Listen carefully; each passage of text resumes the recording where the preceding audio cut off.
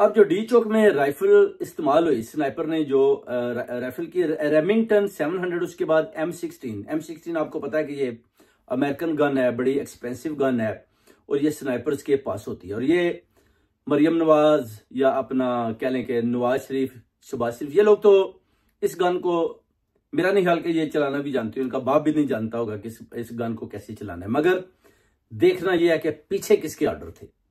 इसमें IG Punjab Mohsin Naqvi, interior minister Maryam Nawaz, CM Punjab, वजीर आजम शहबाज शरीफ और उसके अलावा कुछ इनके जो है ना ताने बाने चंद जर्नैलों की तरफ भी जाते हैं।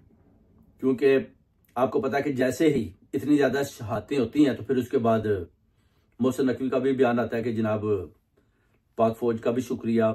उसके बाद कहते हैं जी कि अपना IG का इस्लामाबाद और IG पंजाब का भी शुक्रिया। यानी IG इस्लामाबाद ने अकेले नहीं कुछ भी किया, ये साथ IG पंजाब भी मिला हुआ है। उसके बाद मरियम नवाज के भी ऑर्डर थे, उसके बाद शहबाज शरीफ भी पीछे छुपा बैठा है, मोहसिन नकवी भी, आपको पता है फैसल वाडा भी इस गेम के पीछे है। और ये वो लोग हैं कि जिनको आप लोगों ने हमेशा देखना है, याद रखना है। मगर जनरल आसिम मुनीर साहब को पैगाम देते हैं कि जनाब इस हुकूमत को चलता करें।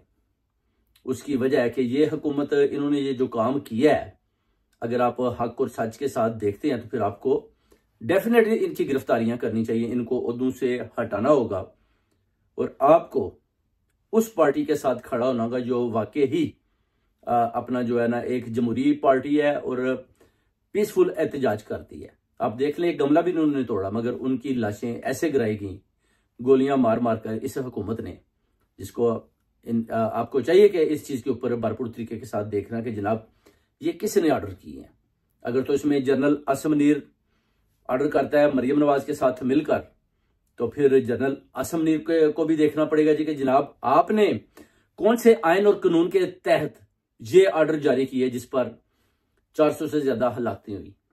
और आप देख लें कि उधर इस्लामाबाद के ऊपर वो गिद्ध भी उड़ते हुए दिखाई दे रहे हैं। यानी इससे यह भी साबित होता है कि बॉडीज को कहीं डी चौक के अंदर किसी कंटेनर के अंदर उधर ही उनको रखा गया, जिसकी वजह से जो गिद्ध है ना, आपको पता है कि ये ढूंढ लेते हैं कि ये बॉडीज किधर पड़ी हैं। और उधर बहुत बड़े गिद्धों की तादाद जो है ना डी चौक के ऊपर भी उड़ रही है और वो बता रहे हैं कि बॉडीज इधर है। उसके बाद हॉस्पिटल्स, उन्होंने भी बॉडीज छुपाई हुई हैं। उसके बाद कुछ बॉडीज ऐसी हैं कि वो उनके वर्षा को कहते हैं कि आप ये ना बोलें कि इनकी शहादत हुई, आप बस ये जिम्मेदारी लें या इस पर साइन करें कि जनाब ये एक्सीडेंट में मारे गए हैं, उसके बाद हम आपको बॉडीज दे रहे हैं। यानी बॉडीज देने के अंदर भी जो है ना बड़ी किस्म की वो दुश्वारियां और चालें चली जा रही हैं कि अगर आप 300 बॉडीज देते हैं तो उनको लिखवा कर, यानी एक दिन में दो चार बॉडियां दे रहे हैं ताकि आहिस्ता आहिस्ता बॉडियों की तादाद भी कम हो जाए।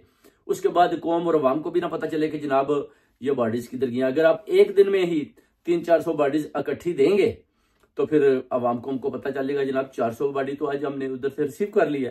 तो ये क्या कर रहे हैं, 2-2, 3-3, 4-4 करके बॉडीज दे रहे हैं और वर्षा से जबरदस्ती साइन भी करवा रहे हैं कि जनाब आपके ये जो हलाकत है ये किसी इंसिडेंट या किसी एक्सीडेंट की सूरत में हुई है, इसके जिम्मेदार जो है ना पंजाब पुलिस या रेंजर्स नहीं है। तो इस तरह के भी जो है ना गेमें खेली जा रही हैं। मगर इस हुकूमत में आप देख लें कि इनको चलता करना होगा, क्योंकि आपको पता है, इस हुकूमत को भी पता है कि अगर हम इस दफा चले गए तो फिर हमारा कोई फ्यूचर नहीं, हमें तो कोई वोट देगा नहीं, हम तो दोबारा आ नहीं सकते।